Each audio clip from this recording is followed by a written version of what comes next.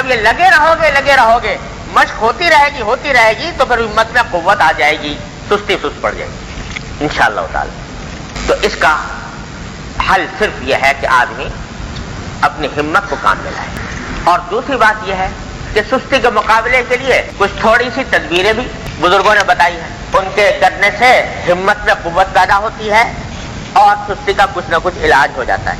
وہ کیا ہے کہ سستی کا ایک علاج یہ ہے کہ آدمی یہ تصور کرے، اس وقت کسی ایسی بات کا تصور کرے کہ جس سے وہ سستی دور ہو جائے۔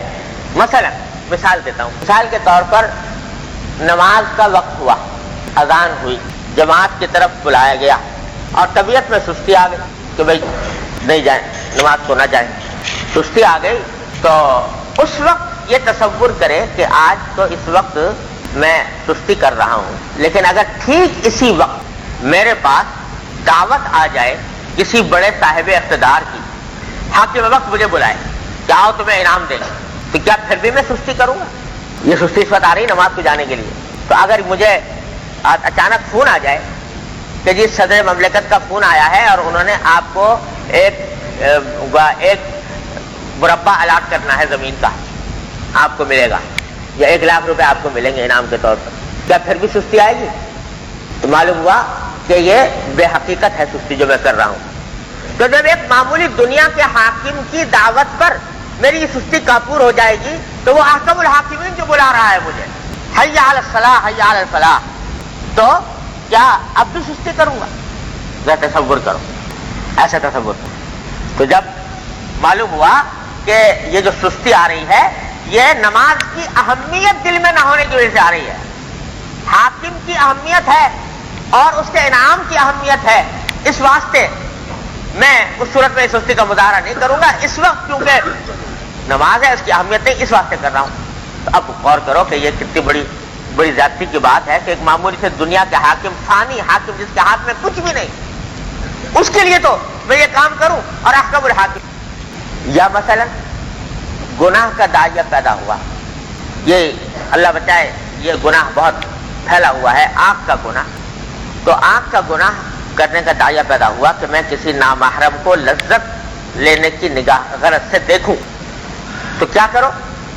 یہ سستی، اب اس سے بچنے میں سستی آ رہی ہے، تو کیا کرو کہ یہ تصور کرو کہ اگر اس وقت میں، جس وقت میں یہ کام کرنے جانا چاہ رہا ہوں، اس وقت میں میرا باپ مجھے دیکھ لے، میری اولاد مجھے دیکھ لے، یا اس عورت جس کی طرف دیکھنا چاہتا ہوں اس کا شوہر مجھے دیکھ لے، یا کوئی میرا شاگرد، میرا مرید مجھے دیکھ لے اس حالت میں کہ یہ بدنگاہی کر رہا ہے، تو کیا بنے گا؟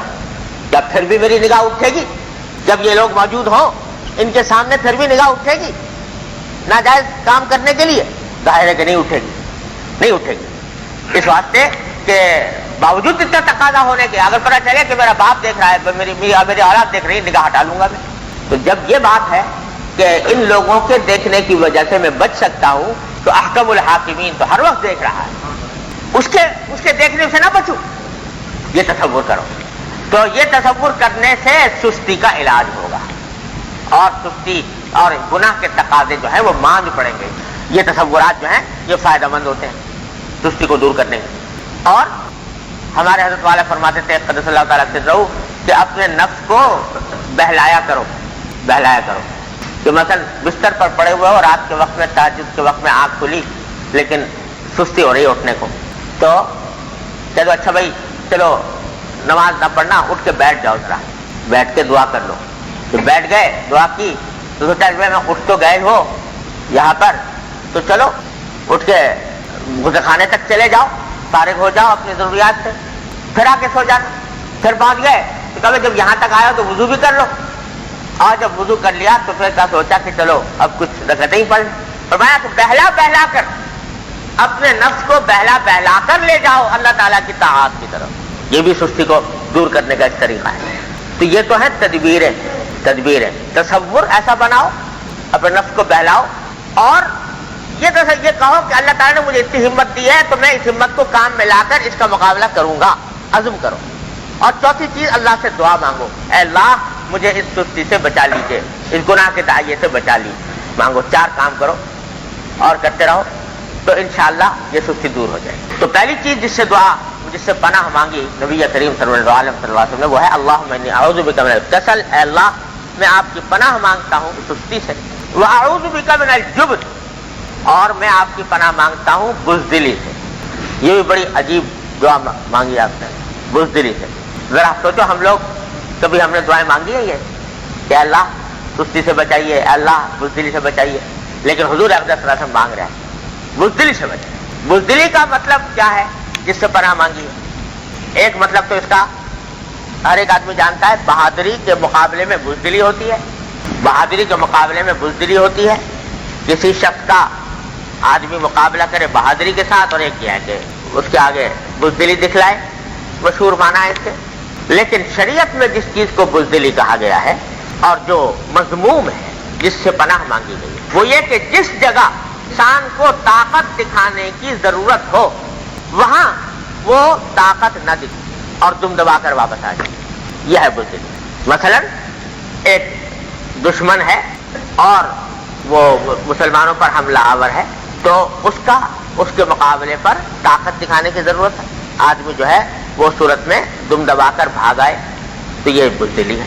जहां पर शरीयत ने मुतालबा किया उससे कि तुम मुकाबला करो, वहां मुकाबला नहीं करता, भाग आया, ये बुज़दिली है। इसी तरह बुज़दिली ये भी है कि कहीं आपके ऊपर शरीयत ने वाजिब किया था कि हक बात कहें, लेकिन आपने ये सोचकर के ये हक बात अगर कहूंगा तो लोग बुरा मान जाएंगे और लोग जो हैं बुरा मानकर मुझे बुरा समझेंगे, इस वास्ते आपने वो हक बात नहीं करी, ये भी बुज़दिली। और इससे भी ये भी वो चीज जिससे पनाह मांगी नबी करीम सल्लल्लाहु अलैहि वसल्लम। इसी तरह एक आदमी है, उसके दिल में दाइया पैदा हुआ कि मैं कोई नेक काम करूं, लेकिन डर रहा है कि अगर मैं नेक काम करूंगा तो मेरे जो माशरे के लोग हैं, आसपास के लोग हैं, वो मेरे ऊपर नाम रखेंगे, मुझे मुल्ला कहेंगे, मुझे चिढ़ाएंगे, मुझे ताने देंगे। तो इन तानों से घबराकर आदमी वो नेक काम छोड़ देता है, ये भी बुज़दिली है। एक जैसे बहुत से लोग हैं जिनको दिल में दाइया पैदा होता है कि भाई हम सुन्नत के मुताबिक अपना हुलिया बनाएं, अपनी वज़ाक़ता सुन्नत के मुताबिक करें, हमारे चेहरे पर नबी करीम सल्लल्लाहु अलैहि वसल्लम की तरह दाढ़ी हो, हमारे का लिबास पोशाक जो है वो गैरों की तरह करना हो। दिल में ये ख्याल पैदा हुआ, दिल भी चाह रहा है, लेकिन इसलिए छोड़ रहा है कि अगर मैं ये काम कर लूंगा तो कोई कहता मुल्ला हो गया, कोई कहता वो रजत पसंद हो गया, कोई कहता है कि ये पीछे लौट गया, कोई मुझे ताने देगा, कोई मेरे ऊपर नाम रखेगा, लोग क्या कहेंगे। उन लोगों के डर से आदमी उस नेकी से महरूम हो रहा है। ये भी क्या है? बुज़दिली। ये सारी बुज़दिली की अक़साम है। तो नबी करीम सल्लल्लाहु अलैहि वसल्लम ने पनाह मांगी बुज़दिली से। तो ऐसे आदमी को जिसको इस किस्म के अंदेशे हों, यह खातून है, वो बेपर्दा है, लेकिन दिल में दाइया पैदा हुआ कि मैं पर्दा कर लूं शरीयत के मुताबिक, लेकिन अंदेशा हो रहा है कि अगर मैं शरीयत के मुताबिक पर्दा करूंगी तो लोग, औरतें जो है मेरी हमजोलियां, मेरी सहेलियां, मेरे मिलने जुलने वालियां, वो मेरे ऊपर नाम रखेंगी, मुझे बुरा भला कहेंगी, तो उसकी वजह से तर्क कर रही है। ये क्या है? बुज़दिली। तो ऐसे लोगों को खास तौर पर ये चाहिए कि ये दुआ करें, अल्लाहुम्मा इन्नी अऊज़ु बिका मिनल जुब्न, ऐ अल्लाह मैं आपकी पनाह मांगता हूं बुज़दिली से। कोई भी ऐसा काम जो आपकी तरफ से मेरे लिए जरूरी हो, वो लोगों के डर से, लोगों के खौफ से, लोगों के एतराज़ात की वजह से मैं छोड़ने न पाऊं। अल्लाहुम्मा इन्नी अऊज़ु बिका मिनल जुब्न। और फिर भाई दो और बातें हैं कि फरमाया कि मैं अल्लाह आपकी पनाह मांगता हूं बुढ़ापे, ऐसा बुढ़ापा जो इंसान को नाकारा कर दे, जिसकी वजह से आदमी दूसरों का दस्त निगर हो जाए, दूसरों के सहारे लग जाए, अपना काम खुद न कर सके या दूसरे लोगों के लिए तकलीफ का सबब बन जाए, उससे पनाह मांगे कि अल्लाह ऐसे बुढ़ापे से पनाह है, आपकी पनाह मांगता। वह अऊज़ु बिका मिनल बुख़्ल, और बुख़्ल से पनाह मांगी कि अल्लाह मेरे माल का जहां खर्च करने की जरूरत है वहां खर्च करने से मेरे दिल में रुकावट पैदा ना हो और मैं उसको सही जगह पर खर्च करूं। ये चार दुआएं हैं, चार चीजें हैं जिनसे नबी करीम सल्लल्लाहु अलैहि वसल्लम इस हदीस में पनाह मांगी है। अल्लाह तबारक व तआला अपने फज़ल व करम से रहमत से हम सबको भी अपनी पनाह अता फरमाए।